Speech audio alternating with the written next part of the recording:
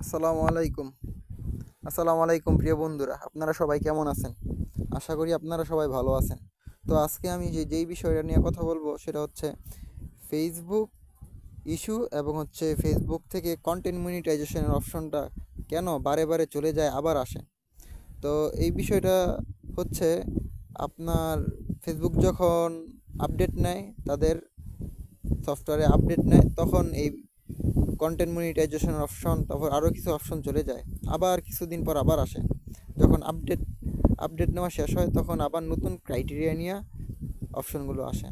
এখন কথা হচ্ছে আরেকটা হচ্ছে যে ইস্যুটা কেন আসে। ইস্যুটা আসে হচ্ছে, যেমন আপনি কপিরাইট ভিডিওগুলি যদি পোস্ট করেন তাহলে আসে, যদি কোনো মিথ্যা তথ্য ছাড়েন তাহলে আসে, যদি তারা বুঝতে পারে এটা এটা মিথ্যা, কোনো কিছু বানোয়াট করা হয়েছে বা এআই দিয়ে তৈরি করা হয়েছে, তাহলেই কপিরাইট এবং ইস্যুটা চলে আসে।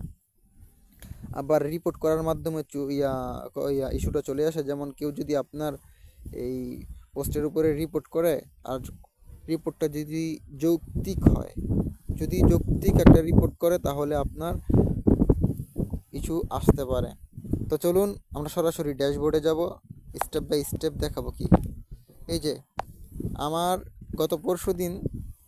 গতকাল পর্যন্ত আমার কন্টেন্ট মনিটাইজেশন অপশনটা ছিল, এখন কন্টেন্ট মনিটাইজেশনের অপশন এটা নাই।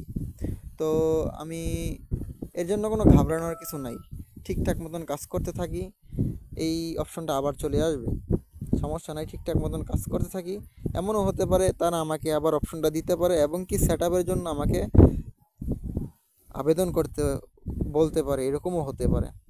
যাক, তো চলুন কিভাবে আপনার এই যে ইস্যুর জন্য আপনি রিপোর্ট করতে পারেন ফেসবুকের কাছে, সেটা আমি আপনাদেরকে দেখাই দিই। সর্বপ্রথম যাবেন হচ্ছে আপনার উপরের ডান পাশে থাকা থ্রি ডট বাটনে ক্লিক করবেন। তারপর যাবেন হচ্ছে হেল্প অ্যান্ড সাপোর্ট। তারপর হচ্ছে help and support report option কোথায়, সরি, হেল্প অ্যান্ড সাপোর্ট, এখানে দিয়ে অপশনটা না, এখান থেকে দেওয়া যাবে না, পেজ থেকে হবে না, আমার আইডিতে চলে যেতে হবে। আমার অ্যাডমিন আইডিতে আমি চলে গেলাম।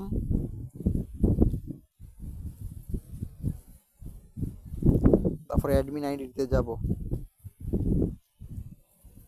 অ্যাডমিন আইডিতে গিয়ে থ্রি ডট আইকনে ক্লিক করলাম। তারপর যাব হচ্ছে হেল্প অ্যান্ড সাপোর্ট সেন্টার। এখান থেকে এই যে রিপোর্ট এ প্রবলেম, এই অপশনে ক্লিক করলাম। তারপর হচ্ছে continue to report A problem, এটাতে ক্লিক করলাম, একটু ওয়েট।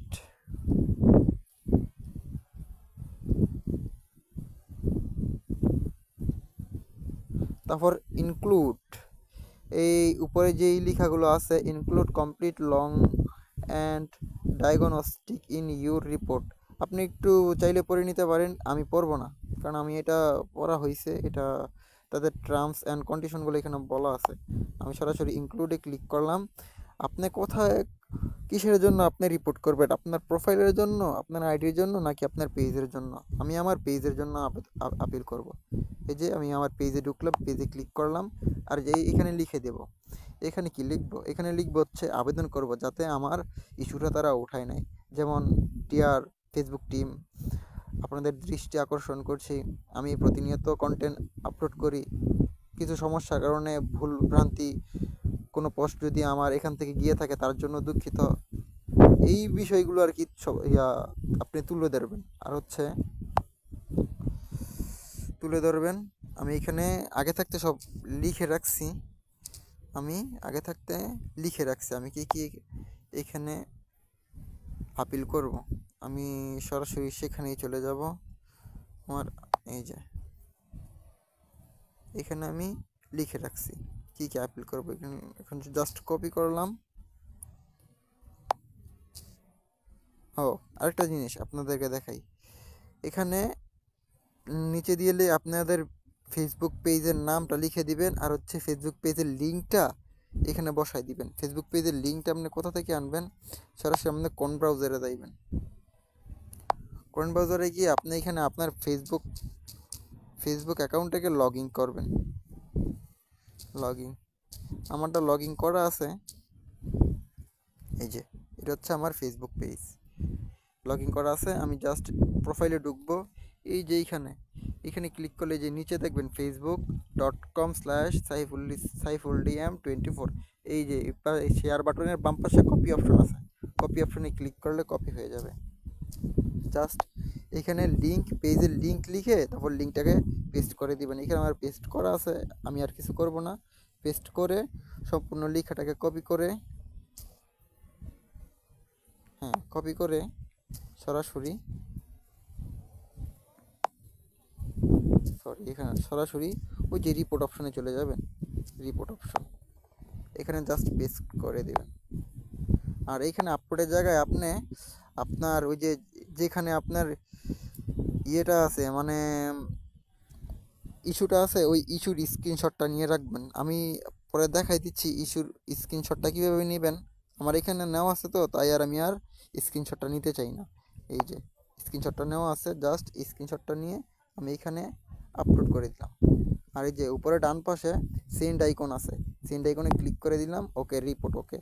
এখন দেখা গেছে কারোটা 3 দিন পরেও দেয়, 2 দিন পরে দেয়, আবার কারোরটা 1 সপ্তাহ পরেও দেয়। আমার একটা অ্যাকাউন্ট এরকম হয়েছিল, ফেসবুক অ্যাকাউন্ট, তো ওইটা প্রায় 15 দিন 16 দিন পরে তারা দিছে, এটা রিমুভ করে দিছে, ইস্যুটা রিমুভ করে দিছে। তো চলুন কীভাবে রিপোর্টটাকে কপি স্ক্রিনশট নেবেন আমি ওইটা একটু দেখাই দিই আপনাদেরকে। প্রোফাইলে যাবেন, প্রোফাইলে যাবেন, ড্যাশবোর্ডে যাবেন, ইস্যুতে ক্লিক করবেন, তারপর ভিউ ডিটেলসে ক্লিক করবেন।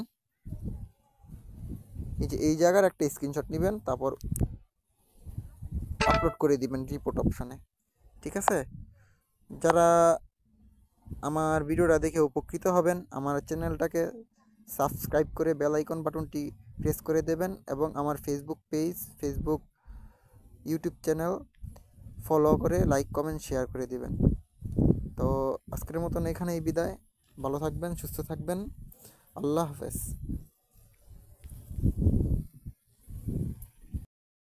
সুযোগ হয় না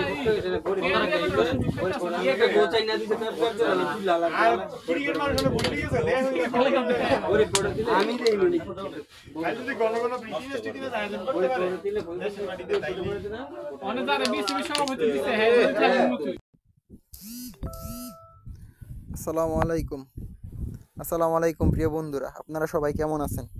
আশা করি আপনারা সবাই ভালো আছেন। তো আজকে আমি যেই বিষয়টা নিয়ে কথা বলবো সেটা হচ্ছে ফেসবুক ইস্যু, এবং হচ্ছে ফেসবুক থেকে কন্টেন্ট মনিটাইজেশনের অপশনটা কেন বারে বারে চলে যায় আবার আসে। তো এই বিষয়টা হচ্ছে আপনার ফেসবুক যখন আপডেট নেয়, তাদের সফটওয়্যারে আপডেট নেয়, তখন এই কন্টেন্ট মনিটাইজেশনের অপশন, তারপর আরও কিছু অপশন চলে যায়, আবার কিছুদিন পর আবার আসে।